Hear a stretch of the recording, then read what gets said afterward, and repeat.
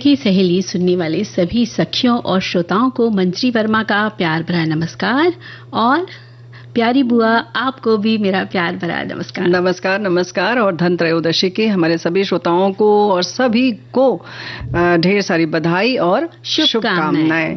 तो कार्यक्रम में सभी का स्वागत है और ढेर सारी बधाई और मीठी मीठी बधाई के संग मिठाई खाएंगे ही हमारे साथी लोग। तो ये भी बता दें कि आज हम और किन किन विषयों पर बात करेंगे। धन त्रयोदशी पर तो करेंगे ही जी, है ना, उस पर बात करेंगे और शांति और विकास के लिए विश्व विज्ञान दिवस, इस पर हम लोग बात करेंगे बुआ। और सखी विशेष में हम बात करेंगे मालविका सरुकई के बारे में। सरुकई की जो नृत्यांगना थी और शांति और विकास की तो बात हो गई। और आज बड़ा खास दिन है, एक तो धन त्रयोदशी है, उसके संग संग व्यंजन का भी दिन है। तो व्यंजन विधि हमारे बहुत सारे साथियों ने लिखकर भेजी है और इसके संग संग धन त्रयोदशी की ढेर सारी शुभकामनाएं भेजी हैं। दीपावली के लिए ढेर सारे दिए जलते हुए भेजे हैं और सबने बहुत ढेर सारी जानकारी जो है वो हमारे संग साझा की है। तो बड़ा अच्छा लगता है जब भी त्योहारों का दिन शुरुआत होती है, त्योहारों का सिलसिला शुरू होता है तो बस मन प्रसन्नता से भर जाता है कि आज क्या करना है, कल क्या करना है। ऐसे लगातार कई दिन का त्योहार जो होता है दीपावली, तो उस दिन तो भाई रौनक देखते हुए बनती है। हालांकि बुआ काम की थकान तो होती है, क्योंकि दीपावली में कहते हैं ना कि घर अभी कहाँ शुरू हुई और तुम तो थकान की बात कर रही हो। भाई कहाँ से थकावट होती है, शुरू में जितना काम कर लेते हो गया उसके बाद अब खुशी के दिन है। क्योंकि भाई देखो हमारे यहाँ जैसे धन त्रयोदशी का मतलब हो जाता है कि ना 13 तिथि के हिसाब से 13वां दिन है ना, महीने की कार्तिक मास की कृष्ण त्रयोदशी है, यानी कि 13वां दिन है, इसके धनतेरस कहते हैं। और हमारी संस्कृति में स्वास्थ्य का स्थान जो है धन से भी ऊपर माना जाता है। तो धन त्रयोदशी से धन की 13वीं तिथि कहें या स्वास्थ्य की 13वीं तिथि कहें।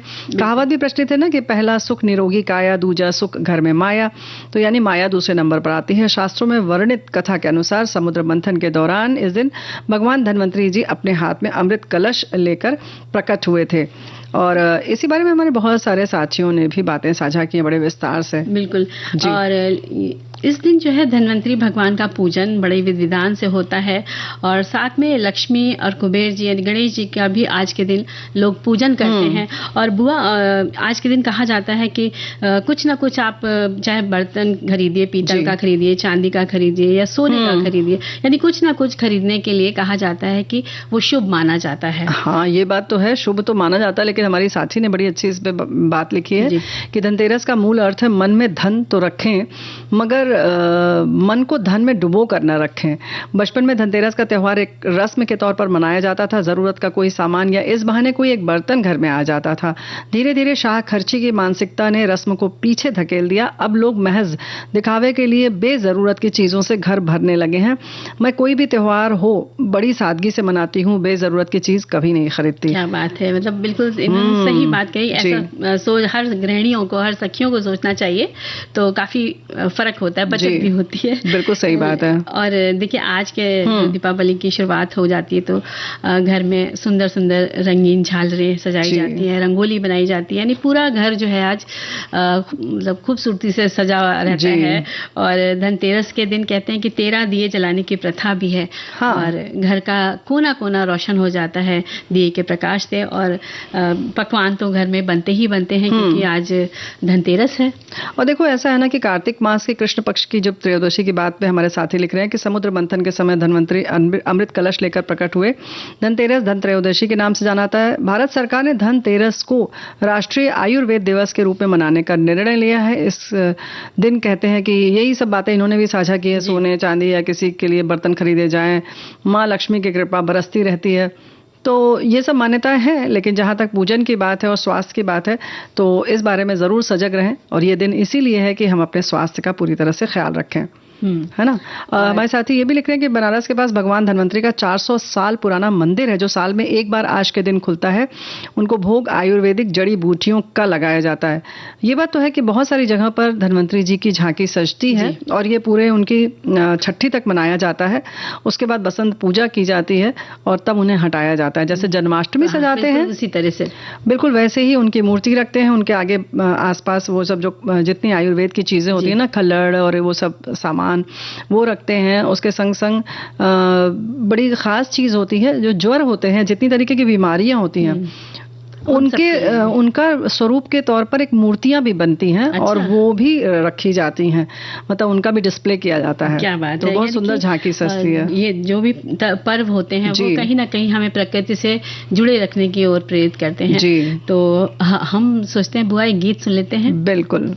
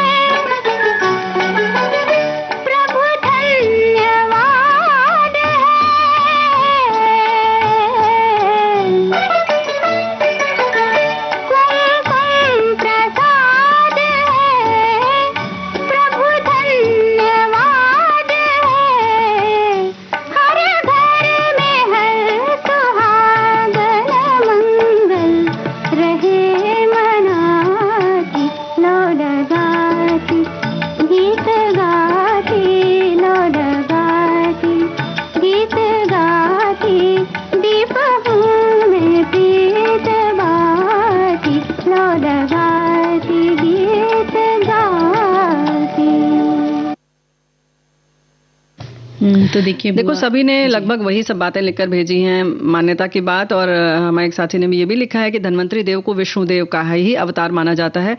उस समुद्र मंथन से 12वीं तिथि को कामधेनु गाय, 13वीं तिथि यानी त्रयोदशी को धन्वंतरी देव एवं अमावस्या को देवी लक्ष्मी आदि बाहर आई थी।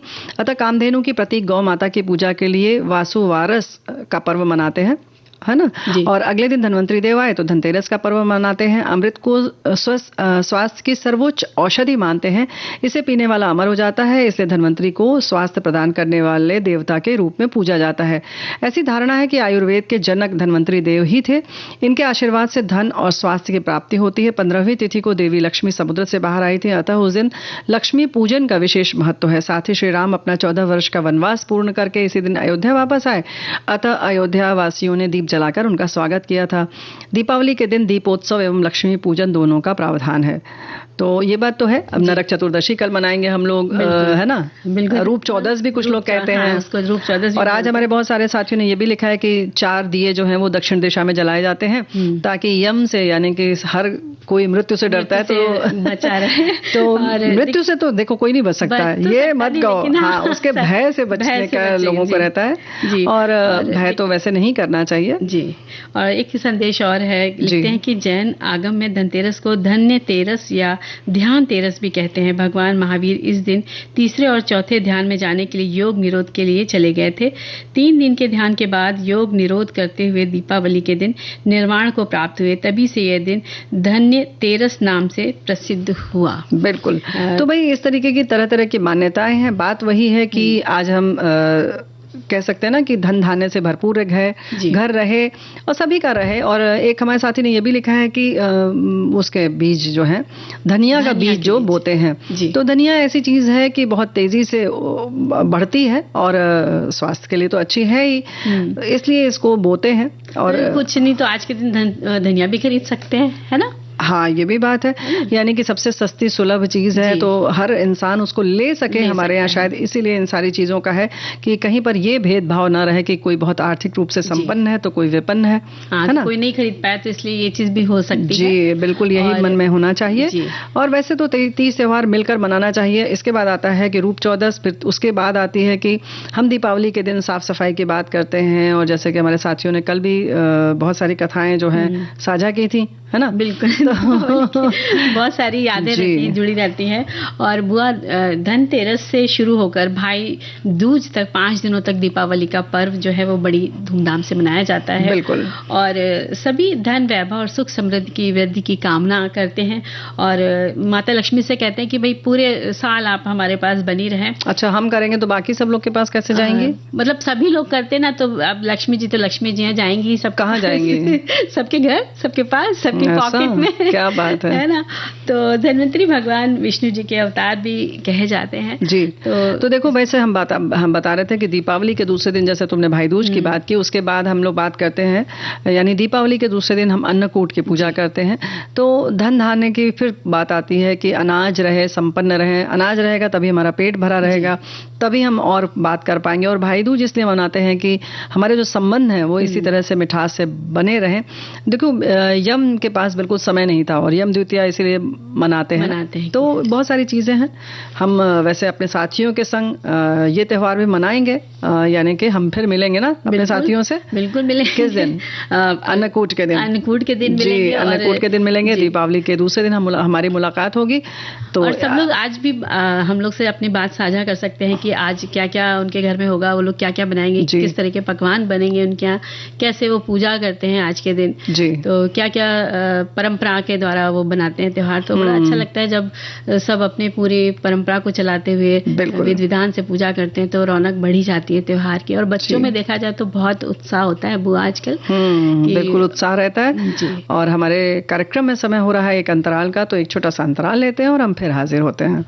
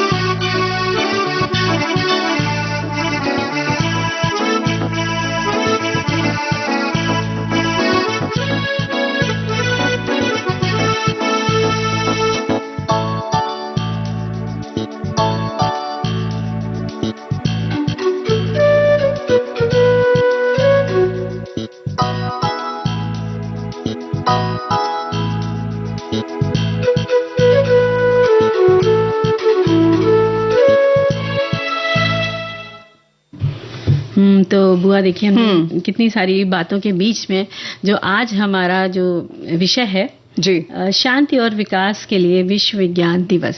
जी हाँ, विज्ञान एक वरदान के रूप में तो हमें मिला ही है। हर वर्ष 10 नवंबर को ये दिवस मनाया जाता है। चारों ओर जो हम देखेंगे तो जाहिर है कि हर पल हमारे पास विज्ञान की वस्तुएं हैं, विज्ञान का चमत्कार है जिसे हम देख सकते हैं और हम उसके भरोसे भी हैं। इसका क्षेत्र असीमित है, नित नए आविष्कार हो रहे हैं जो हर क्षेत्र में हमें लाभ पहुंचा रहे हैं। बिल्कुल। और चाहे हम चिकित्सा की बात करें या अन्य विषयों पर देखा जाए तो हमारी सुबह की शुरुआत जो होती है वो विज्ञान से ही होती है। हम उस बारे में सोचते नहीं हैं, जो हम इस्तेमाल कर रहे होते हैं उसे वस्तु मात्र ही समझकर हम खाली रोज इस्तेमाल करते रहते हैं, लेकिन कहीं ना कहीं तो वो विज्ञान की देन होती है। और संयुक्त राष्ट्र द्वारा 10 नवंबर को विश्व विज्ञान दिवस के तौर पर मनाए जाने के प्रस्ताव पर मंजूरी मिली थी और साल 2001 से इसको मनाया जाने लगा। शांति और विकास के लिए विश्व विज्ञान दिवस ने दुनिया भर में विज्ञान के लिए कई ठोस परियोजनाएं, कार्यक्रम और वित्त पोषण पर भी ध्यान इसमें दिया गया। देखो, जैसे सब थीम का उद्देश्य यही होता है कि इसके बारे में लोगों की जानकारी बढ़े, इसके संग संग उनकी रुचि बढ़े। बहुत सारे लोग जैसे ना वैज्ञानिक नहीं बनना चाहते हैं, बच्चे खास तौर से जो चीज प्रचलित है बस वही बनना चाहते हैं और सोचते हैं कि वैज्ञानिक बिल्कुल अलग दुनिया से आते हैं। तो भाई ऐसा नहीं है। विज्ञान के प्रति रुचि होगी तो आपको लगेगा कि वैज्ञानिक भी बने। तो इसलिए लोगों की रुचि बढ़े, बच्चों में भी रुचि आए, समाज में जागरूकता पैदा हो, विज्ञान के माध्यम से विकास को भी गति मिलेगी। हमारे एक साथी ने साझा किया कि शांतिपूर्ण और स्थायी समाज के लिए विज्ञान की भूमिका पर जन जागरूकता को मजबूत करना है। देशों के बीच साझा विज्ञान के लिए राष्ट्रीय और अंतर्राष्ट्रीय एकजुटता को बढ़ावा देना है। समाज के लाभ के लिए विज्ञान के उपयोग के लिए राष्ट्रीय और अंतर्राष्ट्रीय प्रतिबद्धता को नवीनीकृत करना तथा विज्ञान के सामने आने वाली चुनौतियों की ओर ध्यान आकर्षित करना, वैज्ञानिक प्रयास के लिए समर्थन जुटाना है। क्योंकि वैज्ञानिक प्रयास ना जब तक कि परिणाम नहीं आते, लोगों जो है ना उनके ऊपर टीका टिप्पणी करते ही रहते हैं कि पता नहीं कितना समय लगा रहे हैं। तो भाई किसी भी चीज के परिणाम आने में वक्त लगता है, तो उसको हमें सराहना चाहिए। बिल्कुल। और विज्ञान के माध्यम से विकास को तो गति मिलती ही मिलती है, लेकिन उसके साथ साथ आर्थिक संपन्नता है, व्यवसाय की दिशा में प्रगति भी होती है और वैज्ञानिकों की दिन रात की मेहनत जो होती है वो विज्ञान में प्रगति लाती है। क्योंकि बिल्कुल विज्ञान आविष्कार को जन्म देता है। लोगों से कुछ ना कुछ करने की, लोगों में कहते हैं ना बुआ, कुछ ना कुछ करने की क्षमता होती है। तो बस उनको क्या करना है कि अपने आप को पहचानना है कि उनके अंदर क्या प्रतिभा छुपी है और किस क्षेत्र में उन्हें आगे बढ़ना चाहिए, यानी करियर के रूप में उन्हें क्या चुनना चाहिए। तो उससे उन्हें एक राह भी मिलती है, एक विषय भी मिल जाता है और जब वो उस क्षेत्र में जाके काम करते हैं, अपने हुनर को आविष्कार करते हैं, दिखाते हैं, तो देश की प्रगति भी होती है और विज्ञान जो है इसमें बहुत मदद करता है। अगर आपकी रुचि है तो आप उस तरह से उसमें जा सकते हैं। बिल्कुल जाना ही चाहिए। और हम जैसे बार बार कर रहे हैं कि ये दिवस मनाया जा रहा है, तो इस वर्ष की जो थीम है वो है बिल्डिंग ट्रस्ट इन साइंस, यानी विज्ञान में विश्वास का निर्माण। विज्ञान पर विश्वास होने से जाहिर है कि प्रयोगों को बढ़ावा मिलेगा, प्रोत्साहित होंगे वैज्ञानिक भी और लोग जुड़ते हैं और इस क्षेत्र में अपना सहयोग दे पाते हैं। विज्ञान ने इतनी प्रगति कर ली है कि हमारे बहुत सारी जो ज़रूरतें हैं बहुत आसान हो गई हैं, यानी कि हम उन्हें बहुत आसानी से पूरा कर लेते हैं। जो काम हम महीनों सालों में करते थे वो शायद कुछ दिनों में कर लेते हैं, यात्रा बहुत कम समय में कर लेते हैं और भी बहुत सारी चीजें हैं। बहुत सारी ऐसी बीमारियां थी जो बिल्कुल दुरूह थी, यानी कि विज्ञान ने अपने चमत्कार दिखाए। जी बिल्कुल, यानी कि कुछ बीमारियां ऐसी थी कि बिल्कुल जानलेवा थी, लेकिन अब उसमें इलाज भी संभव हो गया है। तो ये सारी चीजें जो है विज्ञान के ही देन है, तो हमें इसके महत्व को समझना होगा और फिलहाल कार्यक्रम में गीत के महत्व को समझना होगा। जी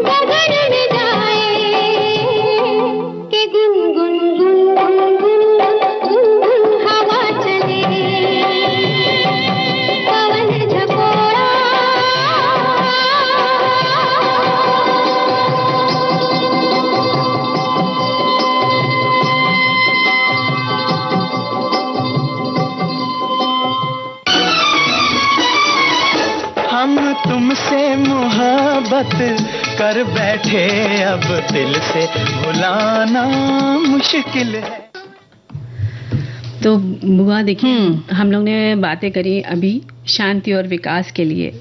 जी हाँ, विज्ञान दिवस की बात चल रही है, यानी शांति और विकास के लिए विश्व विज्ञान दिवस हम मना रहे हैं। और यूनेस्को द्वारा 10 नवंबर 2002 को दुनिया भर में मनाया गया था इसको। हालांकि घोषणा जो 2001 में की गई थी, हम लोगों ने इस पर बात की ही। हमारे साथी भी बहुत सारी जानकारी लिखकर भेज रहे हैं, उन्होंने ही लिखा है, इस उत्सव में कई भागीदार शामिल थे, जैसे सरकारी, अंतर सरकारी, गैर सरकारी संगठन, यूनेस्को, राष्ट्रीय आयोग, वैज्ञानिक और अनुसंधान संस्थान, पेशेवर संघ, मीडिया, विज्ञान शिक्षक और स्कूल, सभी इसमें शामिल थे। तो भाई ये विषय ही ऐसा है, विज्ञान ऐसी चीज है और हमारे हमेशा साथ साथ चलती है।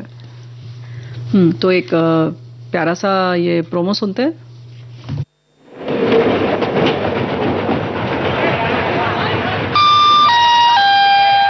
यात्रीगण कृपया ध्यान दें, गीतों से सजी, मनोरंजन से भरी विविध भारती सोशल मीडिया के हर प्लेटफॉर्म पर उपलब्ध है। फॉलो कीजिए www.facebook.com/VBS Mumbai। विविध भारती राष्ट्रीय सेवा को फॉलो कीजिए इंस्टाग्राम, ट्विटर और कू ऐप पर भी। 24 घंटे 7 दिन कहीं भी कभी भी सुनने के लिए मोबाइल ऐप डाउनलोड कीजिए, न्यूज ऑन AIR, NEWSONAIR।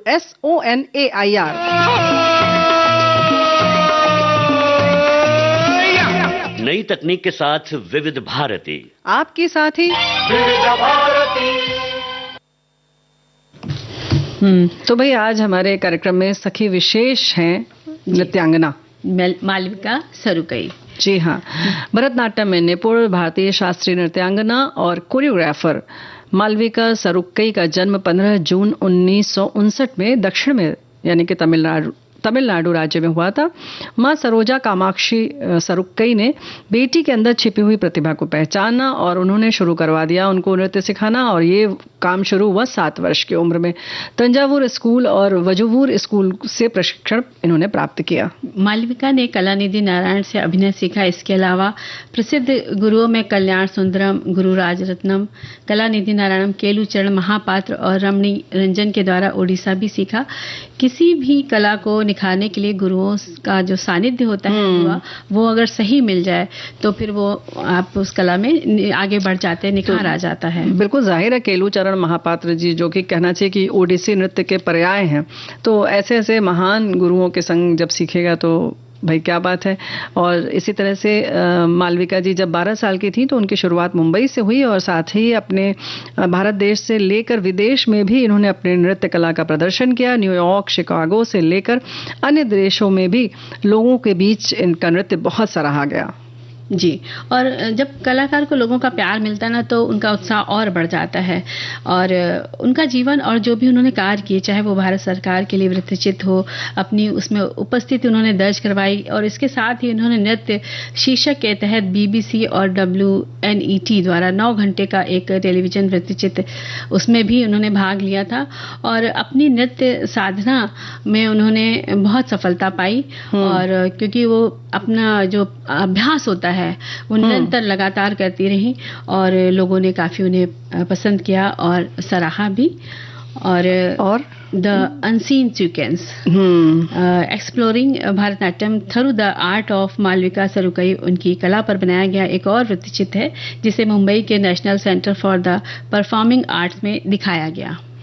जी, और 2002 में भारत सरकार द्वारा संगीत नाटक अकादमी पुरस्कार आपको मिला। तमिलनाडु सरकार ने भी कलीम मणि उपाधि दी और मृणालिनी साराभाई पुरस्कार आपको दिया गया। नृत्य चूड़ामणि उपाधि से आप सम्मानित हैं। संस्कृति पुरस्कार और हरिदास सम्मान से भी आप नवाजी गईं और 2003 में पद्मश्री ये आपको पुरस्कार मिला, यानी पद्म जो सम्मान मिला जो भारत सरकार द्वारा दिया जाता है उससे भी आप नवाजी गई। और बुआ, नृत्य जो सीखना है वो जैसे इन्होंने 7 वर्ष से शुरू किया, तो बच्चों को कम उम्र में ही अगर सिखाया जाता है तो वो बहुत जल्दी सीखते हैं और धीरे धीरे उनके अंदर निखार आता चला जाता है। यानी कि आप किसी भी बच्चे के अंदर हुनर अगर आपको दिख रहा है तो और आप प्रयास कीजिए, बिल्कुल अच्छे गुरु के पास ले जाइए, सिखाइए।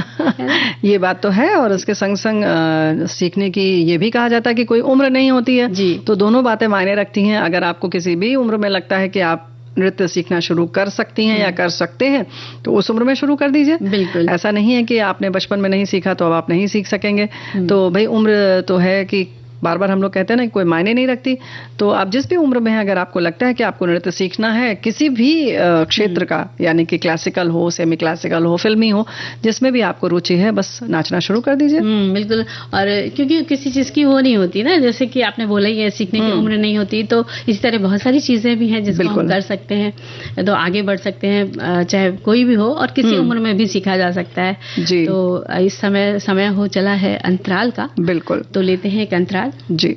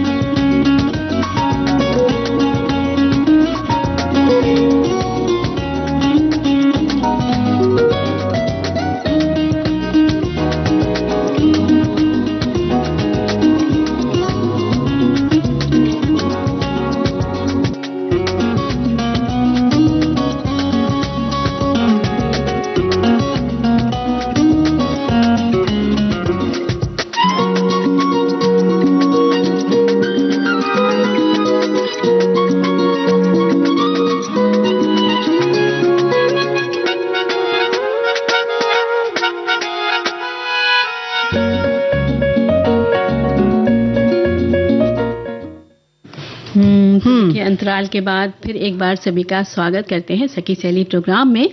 और देखो भाई हमारे बहुत सारे साथी जो है ना तरह तरह से शुभकामनाएं दे रहे हैं। दो पंक्ति बड़ी प्यारी सी लिखकर भेजी है। दीप जगमगाए चांद तारों की रोशनी हो, धनतेरस के इस पवित्र पर्व की बधाई हो। क्या बात। दीप जगमगाए चांद तारों की रोशनी हो, धनतेरस के इस पवित्र पर्व की बधाई हो। शुभ धनतेरस। तो आपको भी ढेर सारी बधाई, शुभकामनाएं। और लीजिए पेश है ये गीत।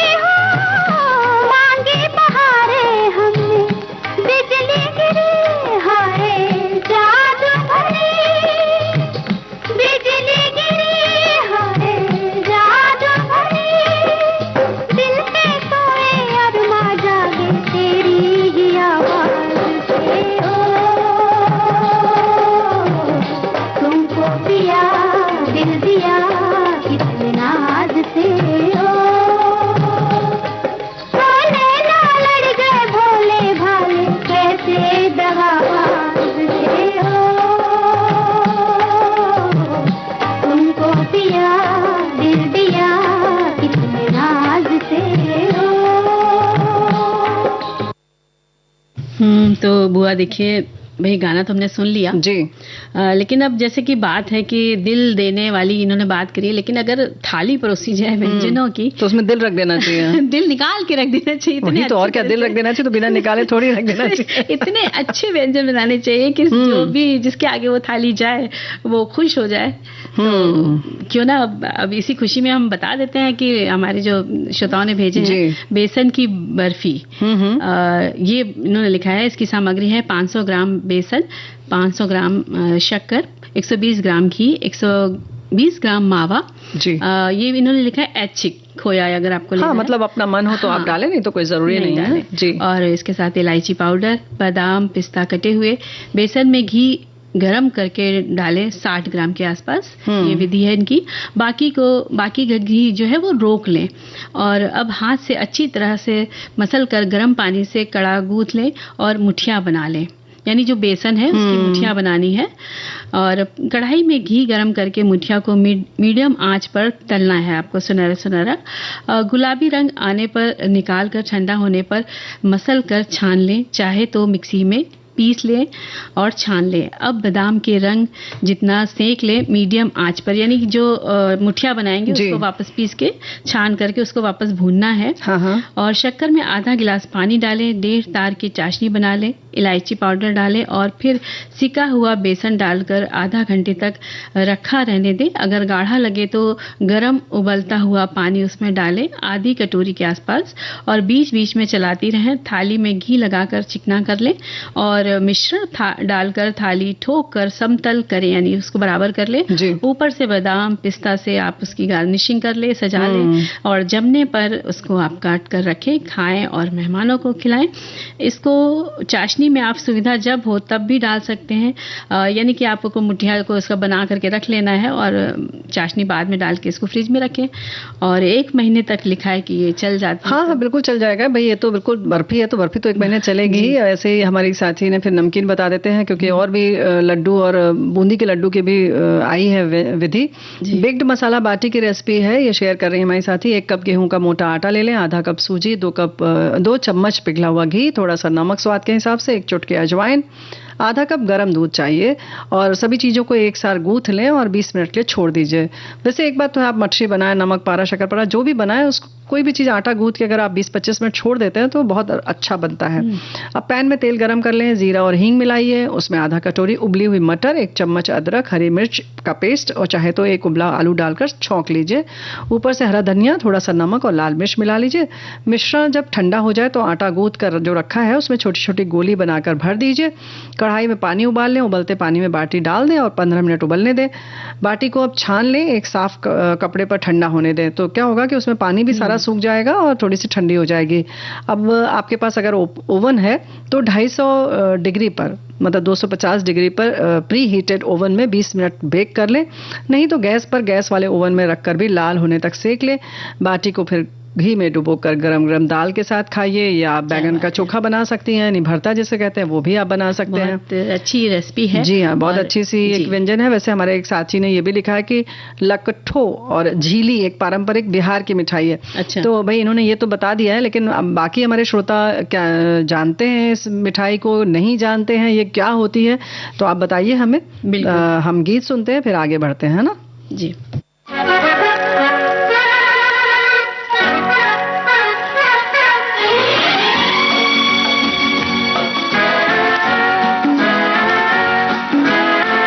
चाहे रहो दूर चाहे रहो पास, सुन लो मगर एक बार, एक डोर से बंधोगी सनम किसी दिन हमारे साथ।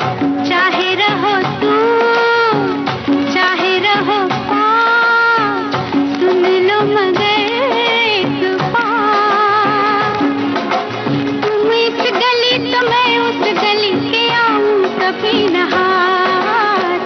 चाहे रहो दूर चाहे रहो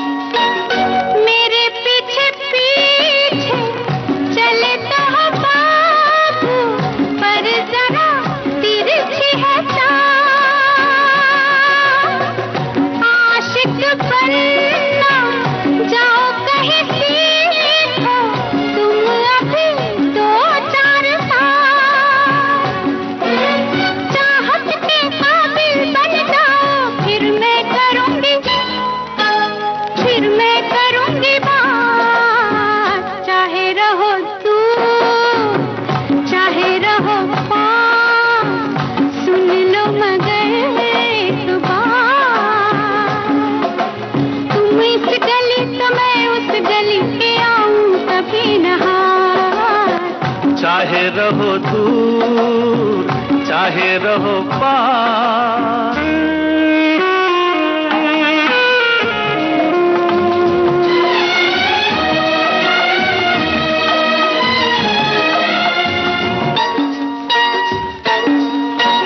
ओ मेरी चंचल पवन बसंती करो नहीं यूं बेकरार, इन बाहों में आना है तुमको आखिर जाने बहार। दिल थामे आओगी फिर मैं पूछूंगा तुमसे बात। चाहे रहो दूर चाहे रहो पास, सुन लो मगर एक बार। तुम इस गली तो मैं उस गली के आऊं कभी नहार, चाहे रहो तो बुआ देखिए, देखो भाई ये तो है कि हमारे साथी लोग इतनी दूर बैठे हैं, लेकिन ऐसा लग रहा है कि बिल्कुल साथ में ही सारे व्यंजन बनाए जा रहे हैं। बिल्कुल है ना? बिल्कुल ऐसे ही लग रहा है बुआ। तो आज फिर अब क्यों ना उनको बता देते हैं सूरन की टिक्की। क्या बात है ना? तो सूरन लेना है, इसके लिए 500 ग्राम। और भाई इसको बहुत सारी जगहों पर जिमीकंद कहते हैं, वो भी आप समझ लीजिए, क्योंकि अलग अलग जगह पे अलग अलग कहते हैं। और इमली की जो होती है वो 4-5 उसकी इमली ले लेनी है, फलियां ले लेनी है, या आप कोकम भी ले सकते हैं।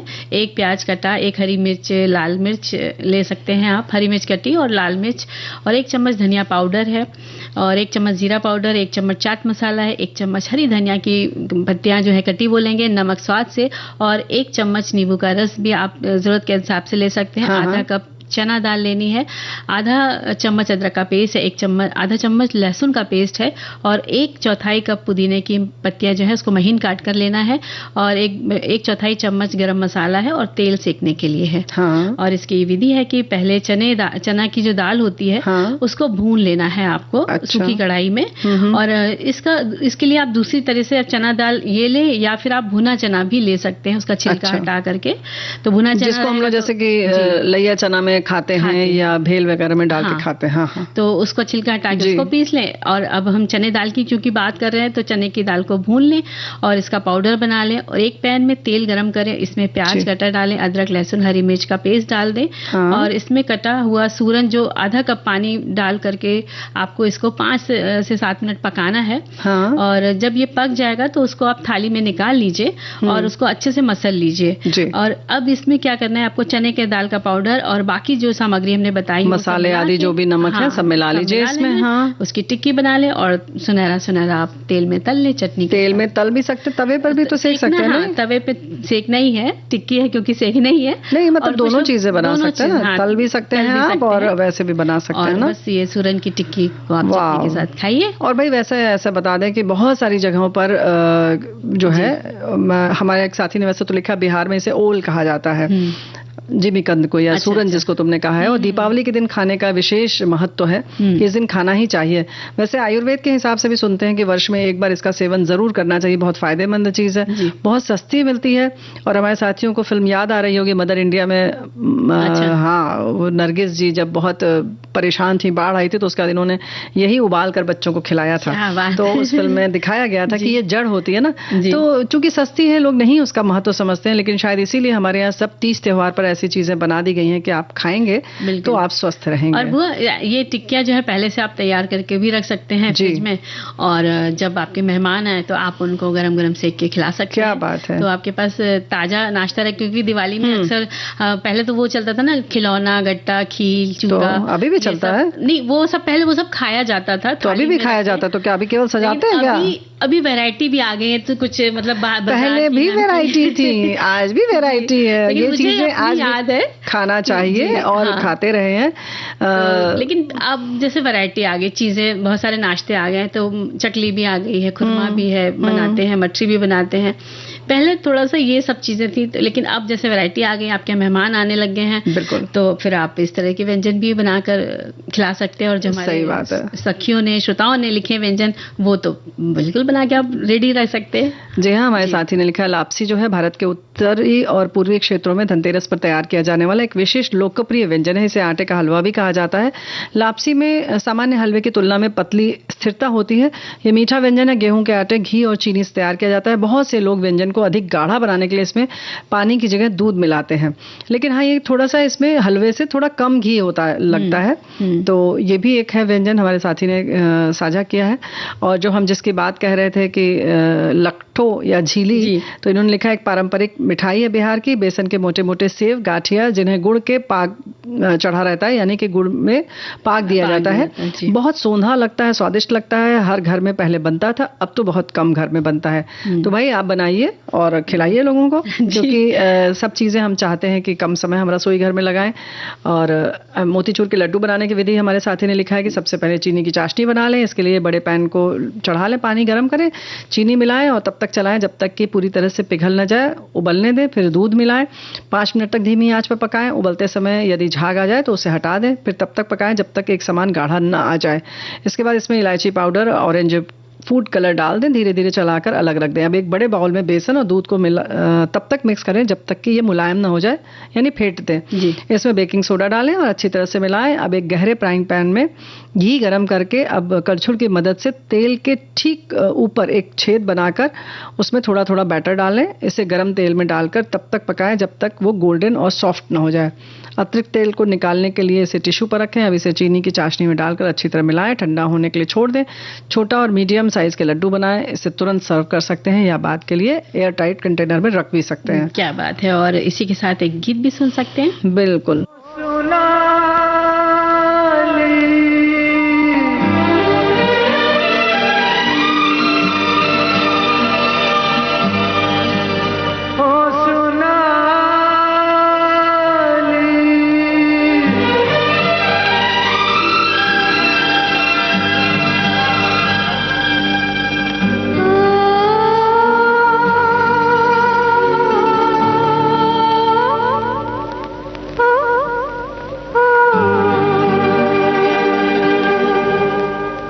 मेरे प्यार की आवाज पे चली आना, ओ चली आना। मेरे प्यार की आवाज पे चली आना, ओ चली आना।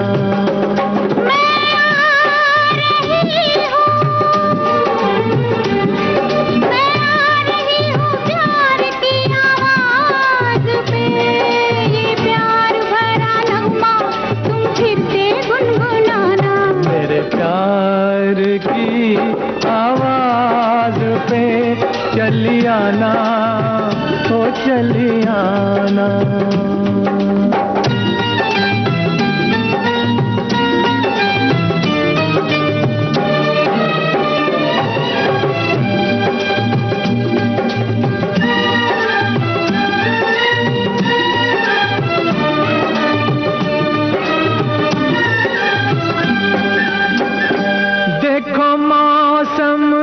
गहरा गहरा है,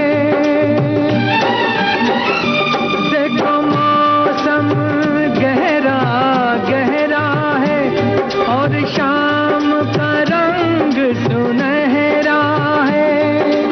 आओ हम दोनों छुप जाएं, प्यार की दुनिया में खो जाएं। आओ हम दोनों छुप जाएं, प्यार की दुनिया में खो जाएं।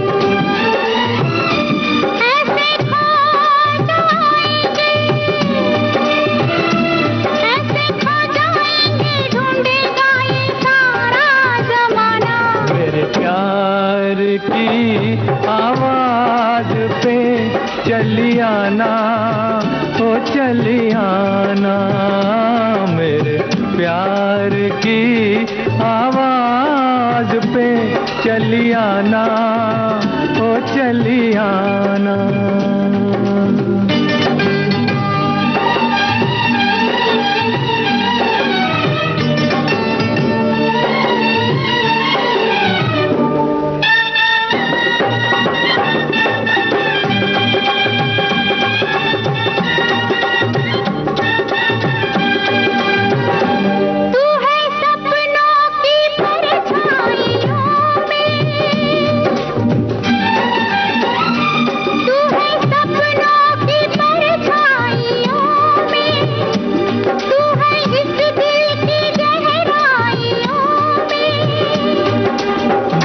तुझको बाहों में रख लूं आज निगाहों में, बांध के तुझको बाहों में रख लूं आज निगाहों में।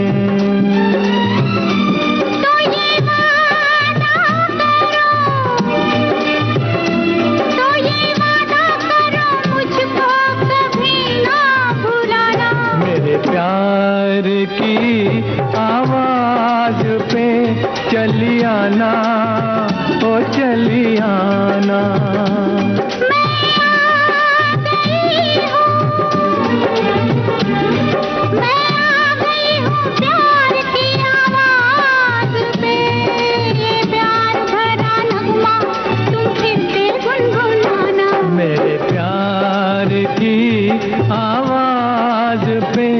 चली आना, ओ चली आना।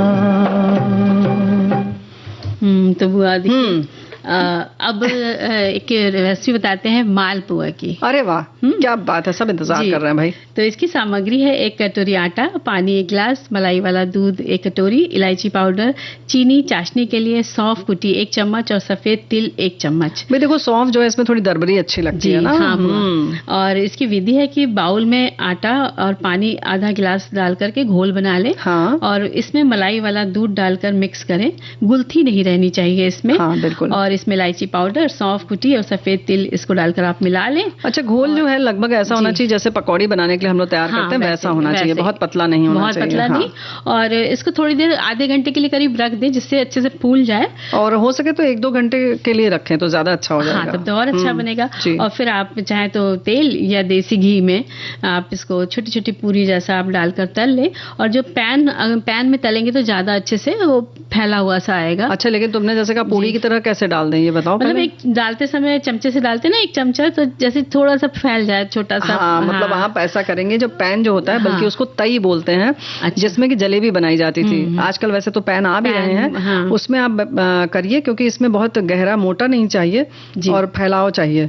तो आप 1 चम्मच डाल के देख लीजिए कि अपने आप कितना फैल रहा है। बहुत ज्यादा डाल देंगे तो बहुत मोटा हो जाएगा, एक जगह रह जाएगा। तो छोटी कड़छी से डालिए, और जब फैल जाएगा तो उसके बाद दोनों तरफ से पलट के सेक दीजिए। सेक लेना है, और फिर एक कढ़ाई में आपको इसके लिए चाशनी पतली सी तैयार करनी है, और इसमें पुए को डिप कर देना है। जब वो अच्छे से भीग जाएंगे, फूल जाएंगे, तो आप इसको प्लेट में निकाल कर रख लीजिए।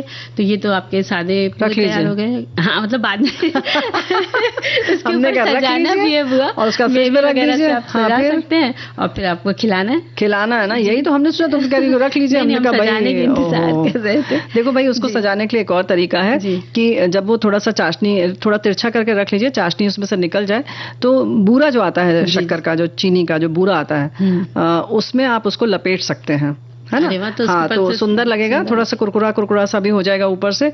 तो बूरे में उसको दोनों तरफ से लपेट के फिर रख दीजिए। उसके ऊपर से फिर आप चाहें तो ये मेवे सूखे आप चिपका सकती हैं। हमारे साथी ने काजू पिस्ता बर्फी भेजी, 1 पाव काजू 1 पाव पिस्ता इन्होंने लिखा है। 1 पाव काजू 1 पाव पिस्ता, आधा पाव खोया शायद लिखा है, 1.5 पाव शक्कर, मिक्सी में पिसी हुई चाहिए शक्कर, थोड़ा कटा हुआ बादाम पिस्ता अलग से चाहिए, आधा कप दूध, आधा कप घी। मिक्सी में काजू और पिस्ता का पाउडर बना लीजिए। फिर नॉन स्टिक में घी 2 चम्मच डाल लीजिए, काजू को हल्का हल्का भून लीजिए, थोड़ा दूध और पीसी शक्कर मिला लीजिए। अब जब पेस्ट बनके तैयार होने लगे तो खोए में से आधा खोया मिला लीजिए, मिश्रण गाढ़ा बनाएं, और इसी तरह पिस्ते का मिश्रण बनाएं। बाद में पहले काजू का मिश्रण बर्फी के ट्रे में जमाएं, फिर उसके ऊपर पिस्ते का मिश्रण थपथपाएं, पर मोटा ही रखें, और ऊपर से कटा हुआ बादाम पिस्ता डाल के 2 घंटे बर्फी सेट होने के लिए रख दें, और फिर मनचाहे आकार में काट लीजिए। अगर ज़्यादा हिसाब से बनानी हो तो सामान जो है आधे किलो के हिसाब से लें, और शक्कर की मात्रा भी बढ़ाएं। तो भाई बड़े आराम से आपने बता दी। वैसे एक बात तो है, काजू की कतली होती बहुत आसान से बनती है, महंगी बाजार में बहुत मिलती है, तो हम तो यही कहेंगे अपने साथियों से कि घर में बनाएं तो ज्यादा अच्छा। बिल्कुल है ना।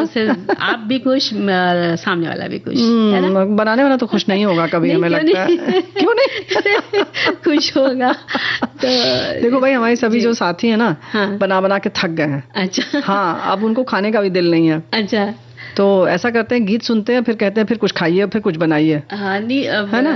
बिल्कुल है। गीत सुन लेते हैं। नींद कभी रहती थी आँखों में,